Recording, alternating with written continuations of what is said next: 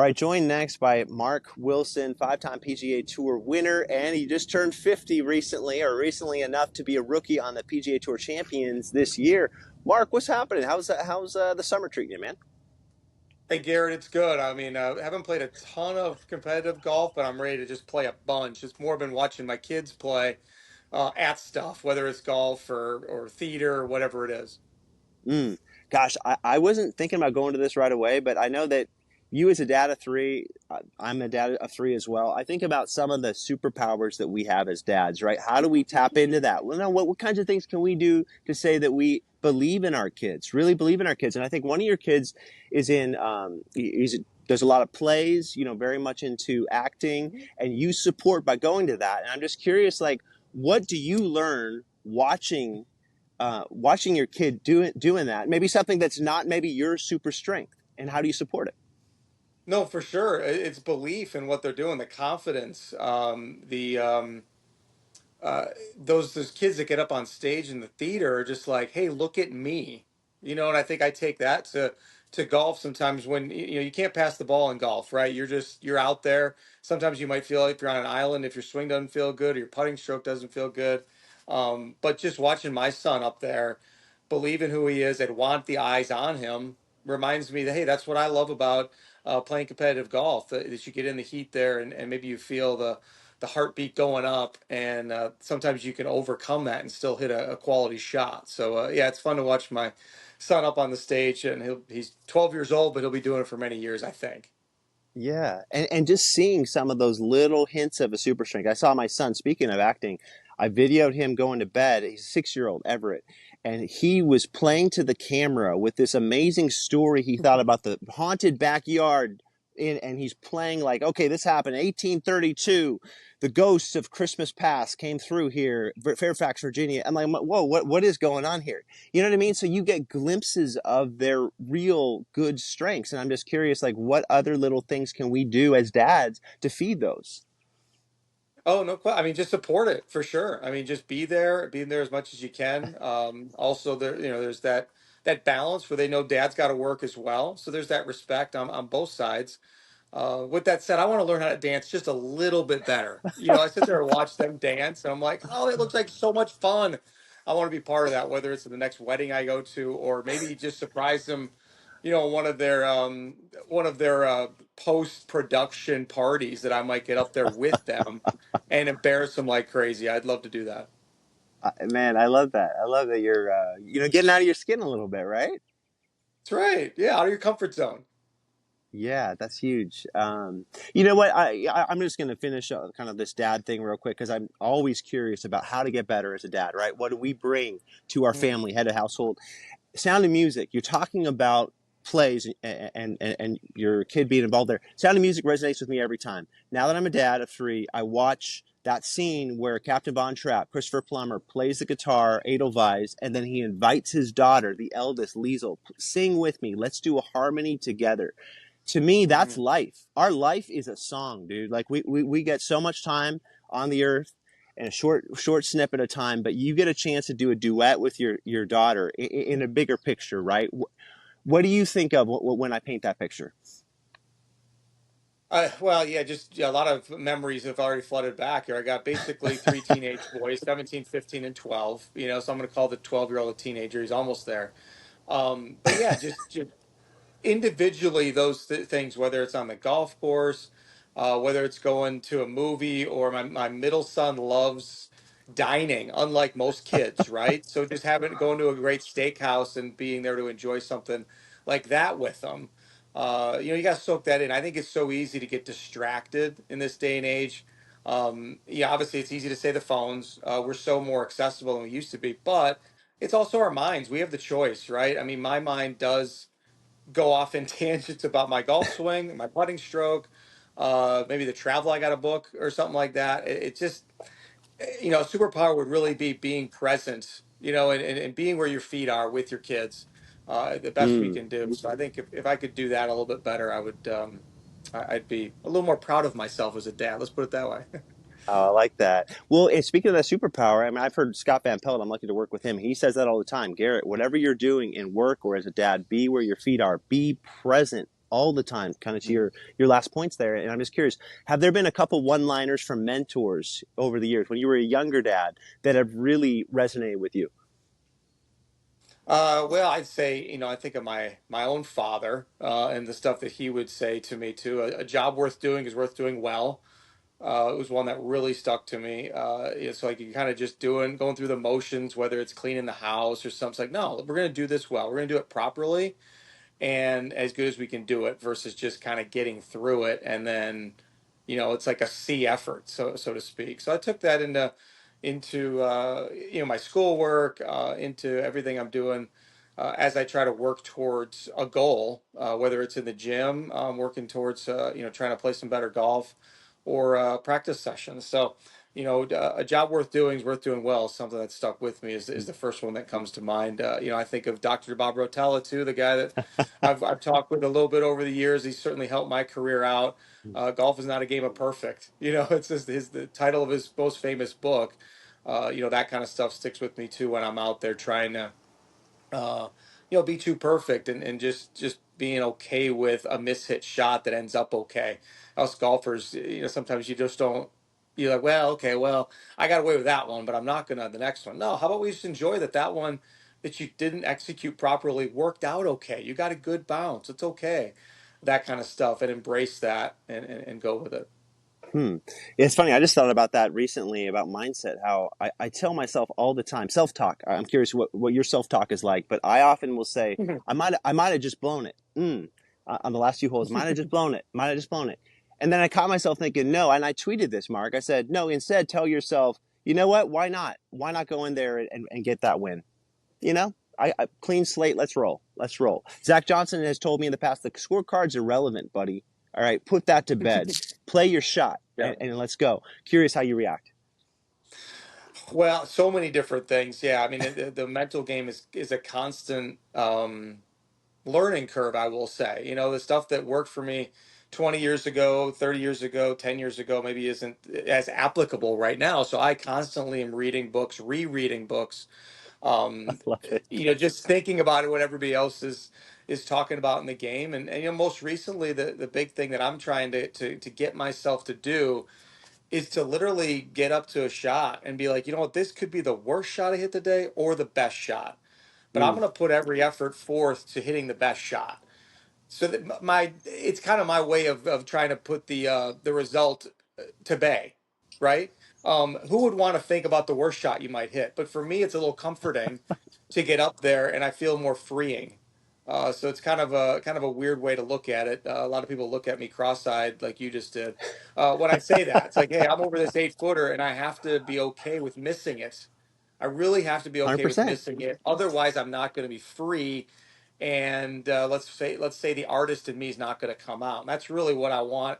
That's really what I want to strive towards. I don't want to strive towards that perfect round of golf, or that 67, which, boy, I love that. But I don't want that to be the Love that. goal. I want to be striving towards the feeling I have almost every day I play. There's a stretch. It might only be for 2 holes. It might be for 9 holes where I have that freedom in myself, where I'm not thinking about score. I'm not thinking about how I got there. I think back to some of the tournaments I won, and my memory kind of goes to like, oh, I played some near perfect golf, and then I watched the video of it. Oh my goodness, far from it, right? The highlights are really more the saves for par when I had 150 yards in for my third shot on a par four. Stuff like that you don't dream of. You dream about lacing a drive, hitting a beautiful approach, tapping in for birdie. That's how you win a tournament. Not making 50 footers for pars like I did at the Honda back in the day. It's just, you don't dream of that, but the more you can embrace that that's the way golf is played, then all of a sudden that freedom can come out. And I'm just trying to strive for that. And it is a constant battle every day. I tell my kids who play that stuff, and I also preface it with a, hey, buddy, I struggle with it too. So let's all be imperfect together. Oh, that's really good. You got it. Yeah, it needs to be relatable to your sons or whoever you're teaching, right? You need to. The greatest secret I ever got in life, period, Mark, was from my best friend's grandfather. I stayed with him during the U.S. Open in 2010. That event changed my life. It Mm, made me want to get into golf journalism.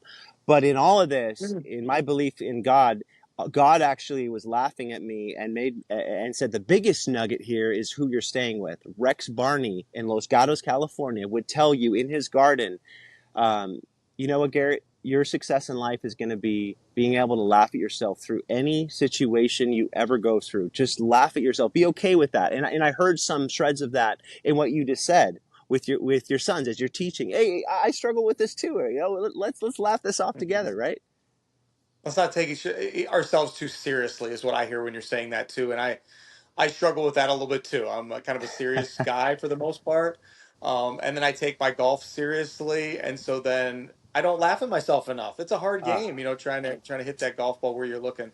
So the proper mindset when I do play better, I tend to go to that mindset where I am willing to laugh at myself and look at my caddy after just a horrible shot and go, "Wow, that wasn't very good, was it? Well, let's go see where it is."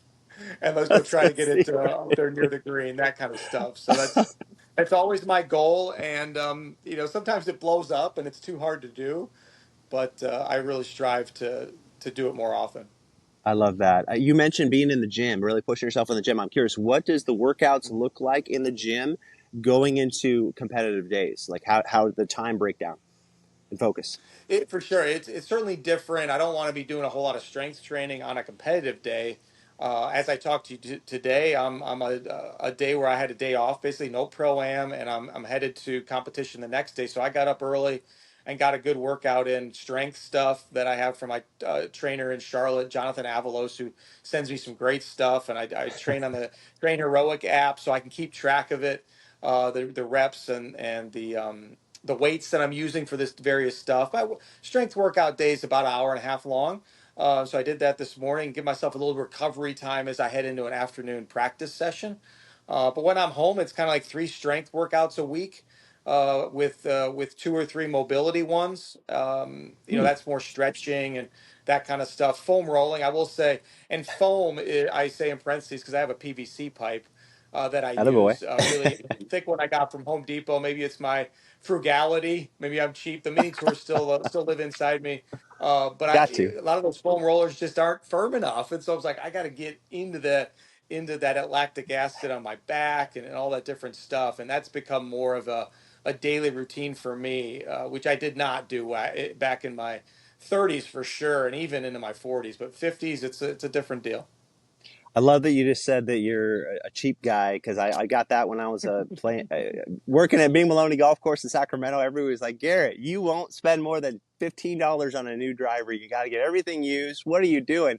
I'm curious. What is a story where somebody busted your chops that still cracks you up the most about you being cheaper? Um, I can't think of a ton other than some of the places I stayed with early on the mini tours, and I think you can kind of rate the different hotels based on the access to an iron and ironing board. I feel like so. I was staying at Nemacolin Woodlands for a tour event when I was finally on tour. They didn't even have an iron board in the room because the butler does it for you, right? So that's the There you go. highest level, right? But then you're at places, normal hotels. They got that ironing board in your room for you, at like a Holiday Inn Express, a Hampton Inn. It's there. Okay, then you go down to like Extended Stay America, where I stayed a lot on the Hooters tour with a roommate. You got to go down to the front desk and go get the ironing board, down to even worse where they don't even have one. You got to go to Walmart and buy a $7 one on the aisle, Oof. and normally I guess the frugality would be that maybe I wouldn't just leave that iron in that hotel. I would throw it in the suitcase and use it down the road, maybe something like that. Um, I'm very very strategic on when I purchase groceries at the beginning of the week. I think about how Yes. many eggs I'm going to use. I'm going to be there 6 days at 3 eggs. All right, just make sure you buy 18 eggs and kind of work your way through that kind of stuff.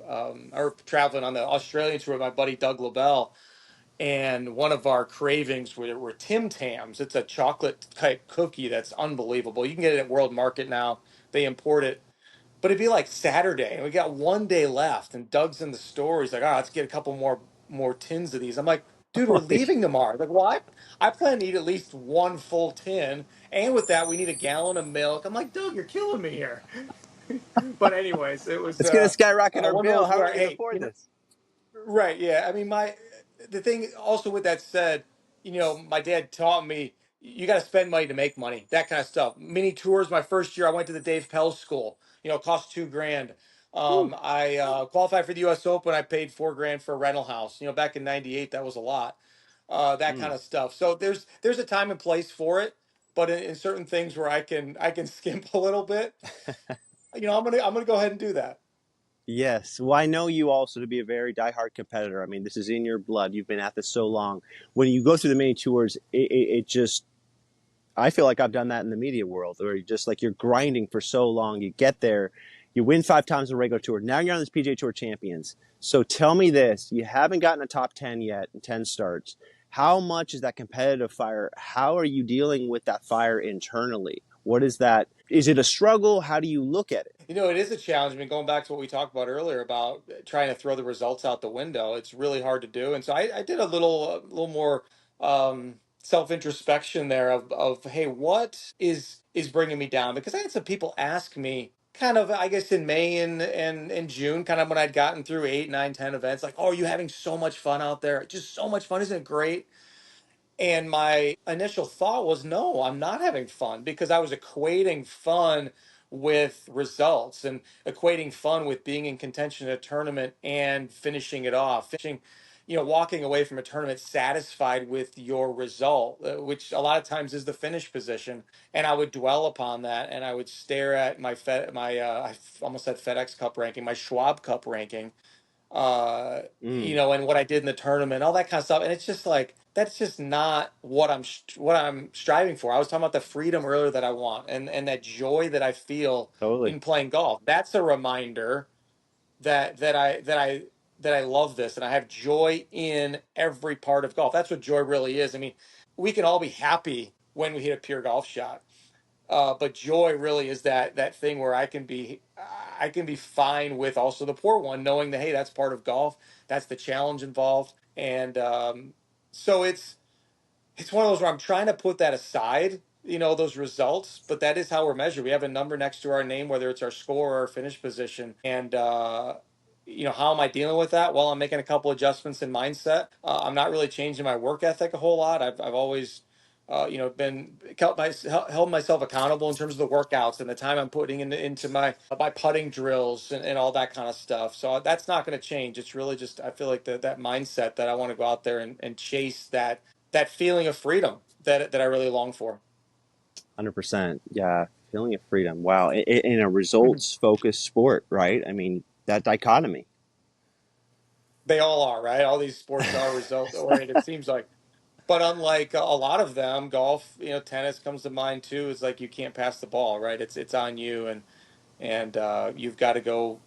Even on those tough days, you've got to find a way to grind it out. And there's that thing about trying to enjoy that. Remind yourself to enjoy that. Whether I start out 4 over par after six or 4 under par through six, they're individual challenges, right? Like Mm. the latter one is like, okay, good, maybe this is my week. I feel good. How do you not get in your own way? And the other one is like, I can't believe I started out so poorly. What's going on? We got to fight our way back, kind of thing. And the goal really is on that seventh tee in my example there is to really have no different mindset. It should be the same. And if anything, you're a more experienced golfer than you were, 90 minutes before that when you teed off. And so let's just go enjoy Wow. it. That's really good. Just the last thing I want to say was the Open Championship.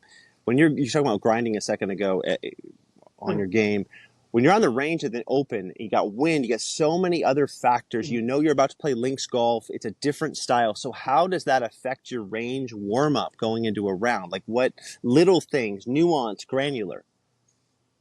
Well, certainly. I mean, I'm going to certainly go a little bit shorter in the warm up if I look outside and the rain's going sideways and we got to Right. stand out there in rain gear. But I still want to get some shots in to feel what it's like, that kind of stuff. So it might shorten it based on that. You look for the best spot on the range to be able to hit more directly into the wind. Don't love hitting left to right winds. I think everybody's like that. So you just do the best you can. Limit. I feel like when I think about the Open Championship, and I only got to play in two of them, but I don't think of practice as really a thing. Unlike in the United States, when you're preparing for a PGA Tour event, it Right. seems like we're going back to the old days where you just play. You play golf, maybe a little warm up before. A few putts here, a few chips, bunker shots, but practice isn't really a big thing over there, which is probably good. Yeah. Well, Mark Wilson, I appreciate the time, man. Always good seeing you. Glad we caught up at Congressional, and hope to see you Hmm. again at a Champs event here coming up. For sure, yeah. Enjoy some great golf coming up. We got the Open Championship. It's always fun to watch that final major of the year.